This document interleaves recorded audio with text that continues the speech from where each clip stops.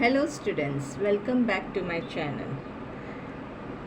मैं आज हिस्ट्री का लेसन नंबर 2 को एक्सप्लेन करने जा रही हूँ। पिछले लेसन में मैंने उसका आधा पार्ट एक्सप्लेन किया था, जहाँ पे मैंने जोग्राफिकल डायमेंशंस के बारे में, अमेरिकन वार ऑफ इंडिपेंडेंस के बारे में, फ्रेंच रेवोल्यूशन, ये सब मैंने आपको एक्सप्लेन किया था।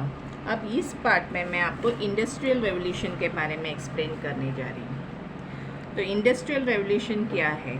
जैसे जैसे 18th सेंचुरी में ये इंडस्ट्रियल रेवोल्यूशन चालू हुआ, टेक्नोलॉजिकल इनोवेशंस टुक प्लेस, मतलब लोगों ने टेक्नोलॉजी को एक्सेप्ट किया, टेक्नोलॉजी का बोलते ना, ये डिस्कवर हुआ, उन्होंने उसको एक्सेप्ट भी किया।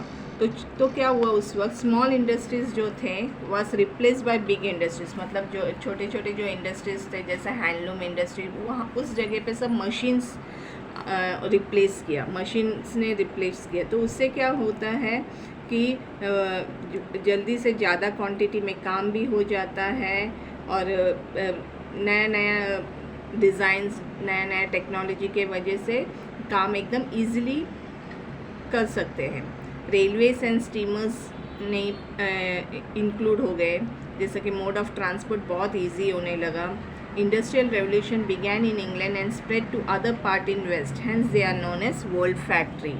इंग्लैंड ने ये रेवोल्यूशन को अपनाया और उसके बाद उन्होंने वो दूसरे वेस्टर्न स्टेट्स में भी उसको फैला दिया, ताकि और उनको इसलिए उनको वर्ल्ड फैक्ट्री के नाम से जाना जाता है, क्योंकि और उनको उसमें कैपिटल भी काफ़ी इनकम आने लगा, और वो उसके वजह से राइज ऑफ कैपिटलिज्म हुआ। राइज ऑफ कैपिटलिज्म मीन्स पैसे का आना, जैसे हम कुछ डिस्कवर करते हैं और उसके बाद वो दूसरे कंट्रीज़ में उस चीज़ों को, उस प्रोडक्ट्स को बेचने चालू करते हैं, तो नेचुरली हमारे पास वो इनकम आ जाता है। तो कैपिटलिज्म मीन्स पैसे का आना हो गया। न्यू सी रूट हुआ, trade between Europe and Asia started. New sea route discover होने की वजह से क्या हुआ, trade between Europe and Asia चालू हो गया। Europe started to develop trade route which was difficult, मतलब यूरोप ने ट्रेड रूट तो डेवलप किया, लेकिन वहाँ पे क्या होता था, तभी वो सब लूटमारी होती थी। लोगों को पता चलता था कि ये कुछ सामान लेके जा रहे हैं, तो नेचुरली चोरी तो वो टाइम पे भी होती थी, तो लोगों लूटना चालू किया। इसके वजह से क्या हो गया, सी रूट से जाना सेफ ज़्यादा माना जाता था। Economic prosperity in Europe because of which there was money growth, इसकी वजह से यूरोप का इकोनॉमिक प्रॉस्पेरिटी हुआ, मतलब इकोनॉमिक प्रॉस्पेरिटी में पैसा आना, उनको काफ़ी पैसे आने लगे, क्योंकि वो क्या करते थे, अपने प्रोडक्ट्स को दूसरे वेस्टर्न कंट्रीज़ में भी बेचने चालू किया, जिसके वजह से उनका कैपिटल क्या हुआ, इंक्रीज़ हुआ और मनी का ग्रोथ हुआ। अभी नेक्स्ट हम पढ़ने जा रहे हैं colonialism. What is meant by colonialism? That means one country exploiting another country by making colonies। जो पावरफुल कंट्रीज है, जैसा ब्रिटेन एक बहुत, इंग्लैंड बहुत ही पावरफुल कंट्री था, उनके पास पैसे थे, मिलिट्री स्ट्रेंथ बहुत अच्छा था, तो उन लोग क्या करते हैं, अपने जो आसपास में जो भी छोटे कंट्रीज है ना, उन पर अपना पावर जमाने की कोशिश करते हैं, मतलब उधर इन्वेड होते हैं, वहाँ पे अपना पावर जमाते हैं, उधर छोटे छोटे कॉलोनीज बनाते हैं और अपना डोमिनेशन रखने की कोशिश करते हैं। तो उसका मतलब है कोलोनियलिज्म। समझा? One country exploiting another country by making colonies with the help of their military strength and power. उसके बाद है imperialism. It is same as that only. It means powerful country controls other countries by establishing it overall domination, मतलब दूसरे countries जो उतने powerful countries नहीं रहेंगे, तो उस कंट्रीज में जाते हैं और अपना पावर वहाँ पे एस्टेब्लिश करने का कोशिश करते हैं, उधर डोमिनेट करने का कोशिश करते हैं। उनको लगता है कि ये हमारे गुलाम है, मतलब दूसरों को गुलामी करवाना ना, ये ब्रिटिशर्स को पहले से ही आदत है। Many Asian and African countries हमेशा इसका शिकार रहे, जैसे इंडिया में भी उन्होंने काफ़ी सालों तक हमें अपना गुलाम बना के रखा। तो इनकी वो बोलते हैं ना मेंटेलिटी है कि दूसरे कंट्रीज़ में जाना और फिर वहाँ पे रोब जमाना, उधर पावर हासिल करना, उधर डोमिनेट करना, तो ये सब उनके पहले से ही आदत है, तो ये पहले से ही वो करते आ रहे हैं। अभी नेक्स्ट पॉइंट है imperialism of British East India Company in India. अभी क्या हुआ, ब्रिटिश ईस्ट इंडिया कंपनी जो है वो इंडिया में कैसे आया, अभी उसके बारे में पूरा है। Competition among European countries to acquire trade monopoly in India. उनको पता था कि इंडिया बहुत बड़ा मार्केट है और इंडिया को तभी सोने की चिड़िया माना जाता था। जब उनको पता चला कि इंडिया में काफ़ी पैसा है तो उन्होंने क्या किया, उन्होंने उनका पूरा नज़र इंडिया पे गया। मतलब उन्होंने सोचा कि चलो अभी इंडिया पे ज़रा जाते हैं, वहाँ पे अपना कंपनी चालू करते हैं, फिर वहाँ पे धीरे धीरे करके हम अपना डोमिनेट करना चालू करेंगे।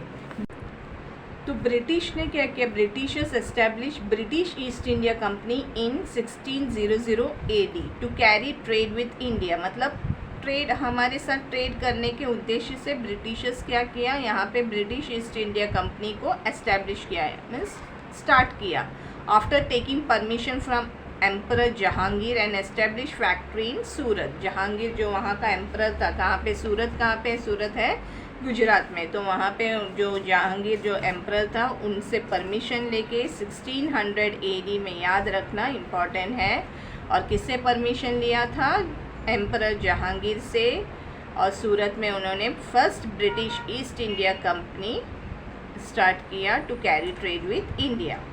अभी ब्रिटिश फ्रेंच कॉन्फ्लिक्ट, अभी क्या है British French conflict. England and France rivals in competition for trade in India. दोनों में हमेशा कंपटीशन होता था, किसके बीच में, इंग्लैंड और फ्रांस के बीच में। किसके लिए, ट्रेड के लिए विथ इंडिया।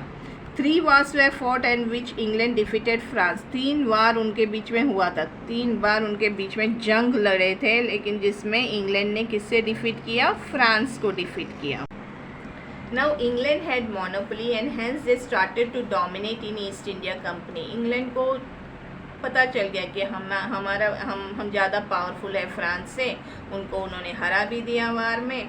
तो इस तरह से उनको एक मोनोपोली मिल गया और उन्होंने क्या किया, डोमिनेट करने चालू किया ईस्ट इंडिया कंपनी में। अभी foundation of East India Company in Bengal. Bengal में कैसे फाउंडेशन ले किया, पहले तो ये सूरत में थे। सबसे फर्स्ट ईस्ट इंडिया कंपनी कहाँ पे था, 1600 AD में सूरत में था, जब उन्होंने स्टार्ट किया था with the permission of emperor Jahangir. मतलब जहांगीर एम्परर जो सूरत के एम्परर थे, राजा थे, उनका परमिशन के साथ उन्होंने सूरत में स्टार्ट किया था ईस्ट इंडिया कंपनी। लेकिन बाद में फिर उन्होंने कहाँ पे उनकी नज़र पड़ी, बंगाल पे। क्यों बंगाल पे, क्योंकि बंगाल काफ़ी बड़ा था कंपैरेटिवली टू गुजरात। तो Britishers had an eye on Bengal, इसलिए उनका नज़र वहाँ पे था। तो 1756 में Siraj ud Daula was the nawab of Bengal. ये याद रखना है, ये फिलिप्स में मोस्टली पूछा जाता है, who was the nawab of Bengal. Bengal का नवाब कौन था, Siraj ud Daula was the nawab of Bengal. Britishers started to misuse the province by doing illegal activities. तो ब्रिटिशर्स क्या करते थे, काफ़ी उनका इलीगल एक्टिविटीज़ मतलब गैर कानूनी काम काफ़ी करने लगे और वो लोग मिसयूज़ करने लगे थे उस कंपनी को।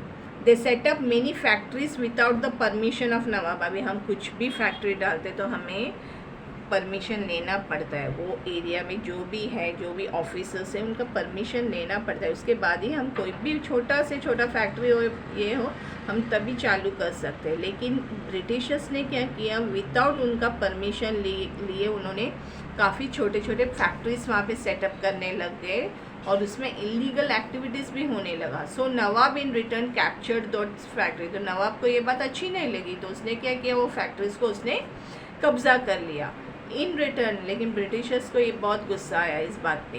इन return British officer Robert Clive bribed commander in chief Mirza Jafar and promised him to make nawab. तो अभी ये देखा तो उनका ईगो हर्ट हो गया, किसका, ब्रिटिशर्स का। तो उन्होंने क्या किया, ब्रिटिश जो ऑफिसर था रॉबर्ट क्लाइव, उसने क्या किया, मिर्ज़ा जाफर जो सिराजुद्दौला का कमांडर इन चीफ था, मतलब उनका भी मिलिट्री बेस ये होता है ना, सेना होती है, तो उसका जो चीफ मिर्ज़ा जाफर था, ये याद रखना है, who was the commander in chief at that time of Bengal was Mirza Jafar and promised him to make nawab. उसको ब्राइब किया, ब्राइब देना मतलब कुछ पैसे या सोना जो भी है मतलब रिश्वत देना बोलते हैं ना, तो वो दिया। And promise him to make nawab. During the battle at Plassey there was, वहाँ पे उनमें झगड़ा हुआ, वार हो गया, बैटल हो गया। कौन से साल में? 1757। ब्रिटिशर्स ने क्या किया? डिफीट किया सिराजुद्दौला को and made Mir Jafar nawab of the Bengal. जैसे उसने प्रॉमिस किया था ना कि मीर जाफ़र को कि तू हमारा साथ देगा तो हम क्या करेंगे, मिलकर सिराजुद्दौला को हरा देंगे और फिर हम तुम्हें वहाँ का नवाब बना देंगे।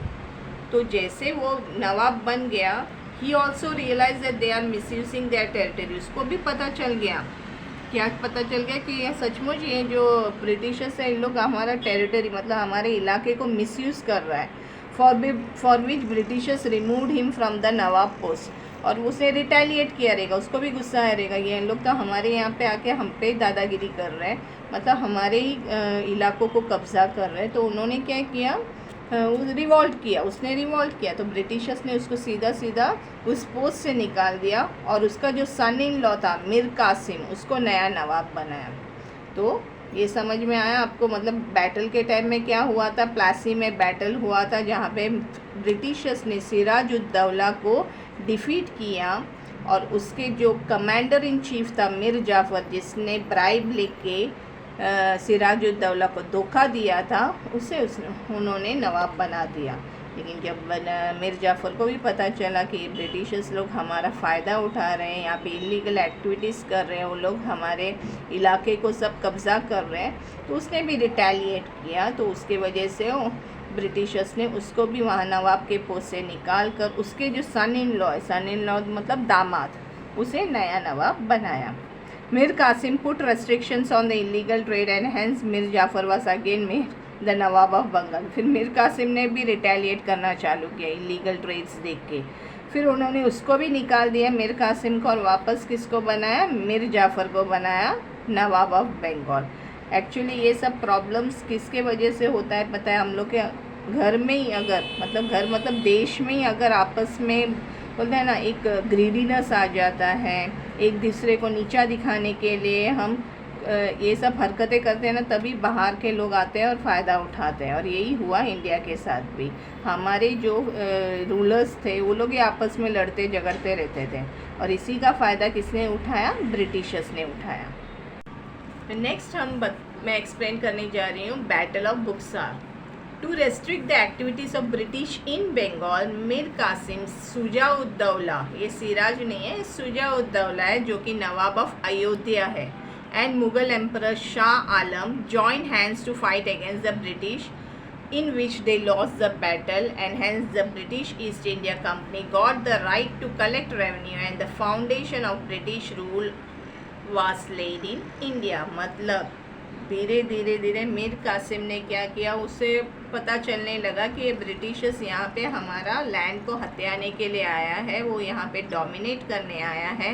तो उसने क्या किया, मीर कासिम शुजाउद्दौला जो कि नवाब है अयोध्या का, और मुग़ल एम्परर शाह आलम, उन लोग तीनों ने इकट्ठा होकर फाइट करने का सोचा, किसके अगेंस्ट, ब्रिटिशर्स के अगेंस्ट। लेकिन वहाँ पे कहाँ ब्रिटिशर्स के पास अच्छा मिलिट्री पावर था, उनके पास अच्छे एम्यूनिशंस थे, तो इसके वजह से उन लोग ने लॉस्ट किया बैटल, यानी वो हार गए वो लड़ाई में। और इसमें ब्रिटिशर्स को मिल गया पूरा चांस मिल गया ब्रिटिश ईस्ट इंडिया कंपनी का, and they got the right to collect revenue for the foundation. और यहाँ से वो फाउंडेशन ले हो गया, British rule was laid in India. यहाँ से शुरुआत हुआ उनका फ़ायदे का और हमारे बर्बादी का। यहाँ से हम लोग पूरे पिसते गए और वो लोग एकदम बोलते ना पावरफुल पूरा डोमिनेट करने लगा। धीरे धीरे एक एक इंडिया के पार्ट्स में उन लोग ने अपना सिक्का जमाने लगा। British Mysore struggle. अभी उसके बाद क्या था, मैसूर पे, कर्नाटका में जो है बेंगलोर में मैसूर, वहाँ पे उनका ध्यान गया। अभी सोचा कि देखो पहले सबसे पहला सूरत हुआ, नेक्स्ट उनका नज़र गया था बंगाल में, जहाँ पे उन्होंने तीनों को मतलब मीर कासिम, सिराजुद्दौला और अपना शाह आलम, तीनों को डिफीट करके उन लोग ने अपना सिक्का मजबूत कर दिया। उसके बाद उन लोग ने लिया साउथ के तरफ मैसूर में। वहाँ पे कौन कंट्रोल था मैसूर में? हैदर अली कंट्रोल मैसूर। लेकिन जैसे ही उसका डेथ हुआ तो उसका बेटा कौन था? Tipu Sultan, the son of Hyder Ali, became ruler of Mysore. He was the ruler of Mysore. Who? Tipu Sultan. वो किसका बेटा था? याद रखना है, Hyder Ali was the Hyder Ali control Mysore. He was the control, उसके कंट्रोल में था मैसूर। लेकिन जैसे उसका डेथ हुआ उसका बेटा टीपू सुल्तान जो था वो become the ruler of Mysore. He tried his best, उसने पूरा कोशिश किया था फाइट अगेंस्ट द ब्रिटिश। लेकिन at the end Tipu Sultan भी died in the battle of Srirangapatna in 1799। After his death British to control over Mysore. देखा ना उन लोग किस तरह से वेस्ट से लेके ईस्ट, ईस्ट से लेके धीरे धीरे साउथ के तरफ मुड़ गए और एक एक बोलते टेरिटरी को उन्होंने अपना काबू में ले लिया, कब्जा करने चालू किया। फिर नेक्स्ट पॉइंट है British control over Sindh. To strengthen the power in India now they turn their attention towards the north west frontier. और स्ट्रेंथन करने के लिए, अपना पावर को और मजबूत करने के लिए ब्रिटिशर्स का ने अपना ध्यान कहाँ पे मोड़ दिया? नॉर्थ वेस्ट फ्रंटियर में। Britishers fear that Russia might attack India through Afghanistan. पहले अफगानिस्तान में कौन ये था? रशिया रहे। तो उनको लगा था कि रशिया अटैक कर सकते इंडिया पे थ्रू अफगानिस्तान। इसलिए उन्होंने क्या किया? अपना पूरा इन्फ्लुएंस लगाया अफगानिस्तान में। Route to Afghanistan was through Sindh. तो अफगानिस्तान में जाने का रास्ता कहाँ से होके निकलता है? सिंध से होके निकलता है। इसलिए उन्होंने कैप्चर किया सिंध को इन द ईयर 1843 में। तो पता चला ना कि मतलब मैसूर के बाद उनका नज़र कहाँ पे पड़ा? सिंध पे पड़ा। सिंध जो था वो अफ़गानिस्तान, उनको टेंशन था कि रशिया पूरी तरह से इंडिया पे अटैक कर सकते हैं और अफ़गानिस्तान में जाने का रास्ता सिंध से होके निकलता था। इसलिए उन्होंने सिंध को कैप्चर किया इन द ईयर 1843। नेक्स्ट है fall of Sikh power. Sikh power कैसे बर्बाद, मतलब ये कैसे हो गया, फिनिश कैसे हो गया, कैसे अपना ब्रिटिशर्स ने वहाँ पे अपना पावर दिखाया, इस बारे में पढ़ना है। The power of Punjab was in the hand of Ranjit Singh. 19th century में किसके हाथ में था? रंजीत सिंह के हाथ में था। आफ्टर हिज डेथ उसका माइनर बेटा जो है Duleep Singh came to the throne. उसका बेटा माइनर था, उससे उन्होंने उस राजगद्दी में बिठाया, मतलब उसको किंग बनाया। But the state affairs were looked after by his mother queen Jindan. उसके लेकिन जो भी बाकी स्टेट अफेयर्स था वो कौन देखते थे? उसकी उसकी मदर जो था क्वीन जिंदान, वो देखते थे।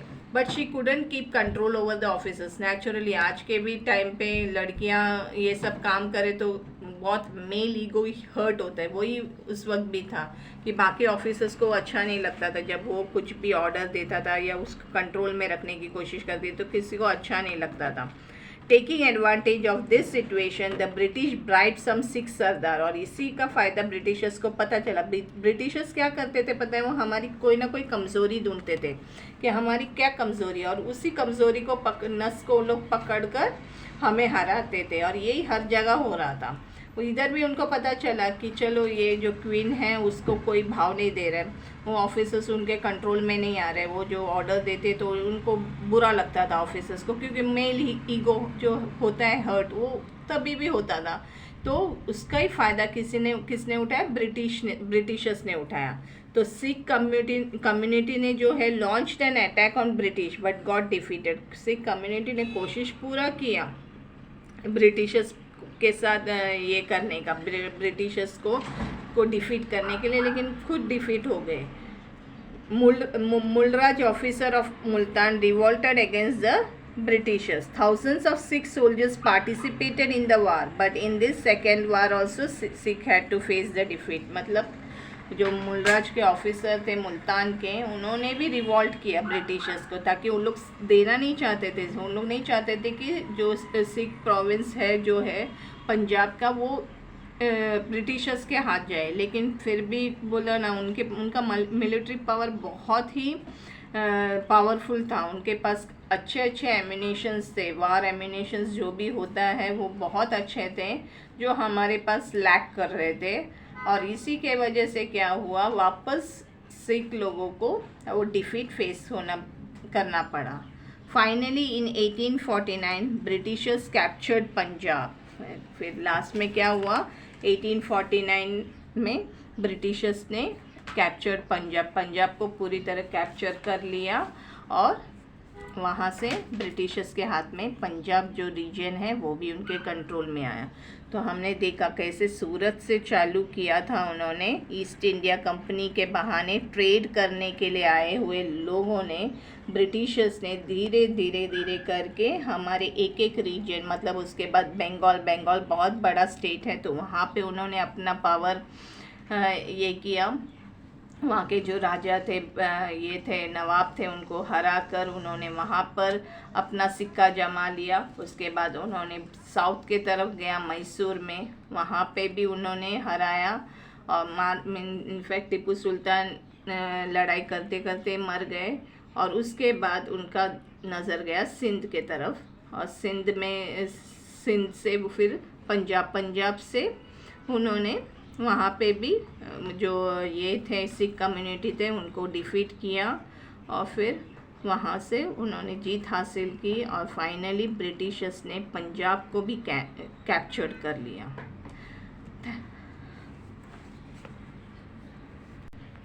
ये लेसन और वीडियो यहीं ख़त्म हो जाता है। इस होप सो कि आपको ये वीडियो अच्छा और इन्फॉर्मेटिव लगा रहेगा और जो मैंने एक्सप्लेनेशन किया है वो आपको इजीली समझ में आया होगा। तो अगर आपको अच्छा लगे तो आप प्लीज़ इस वीडियो को लाइक, शेयर और सब्सक्राइब कीजिए। Thank you.